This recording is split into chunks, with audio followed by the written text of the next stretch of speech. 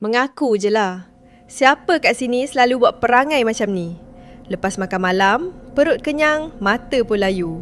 Kita pun longgokkan pinggan mangkuk kotor dalam sinki dengan alasan esok pagilah basuh.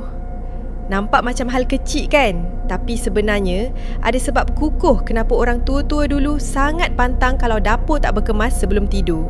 Pertama, dari sudut kebersihan. Sisa makanan yang terbiar lembab adalah jemputan VIP untuk makhluk perosak. Lipas dan tikus paling aktif pada waktu malam.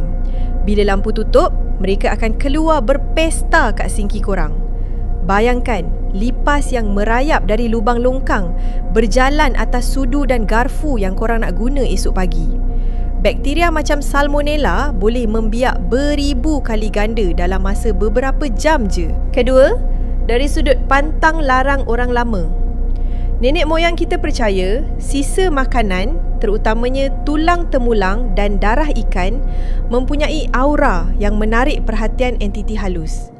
Dikatakan membiarkan sisa terdedah bermaksud kita sedang menjamu semangat yang tidak diundang. Sebab itu orang dulu-dulu kata, rumah yang pinggan mangkuknya tak berbasuh malam-malam, seri rumah tu akan hilang. Suasana rumah jadi suram dan penghuninya mudah rasa panas atau sering bertengkar. Pernah tak dengar bunyi sudu belaga atau bunyi pinggan mangkuk kat dapur pukul 3 pagi?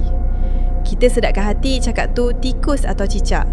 Tapi kalau ikut kepercayaan lama, mungkin ada benda lain yang sedang menikmati sisa yang korang tinggalkan tu. Dia menjilat sisa sambil memerhati rumah korang. Jadi, sama ada korang takutkan bakteria, takutkan lipas atau takutkan Cik Ponti jilat pinggan, jadikanlah rutin untuk bersihkan sinki sebelum masuk tidur. Dapur bersih, minda tenang, tidur pun selamat.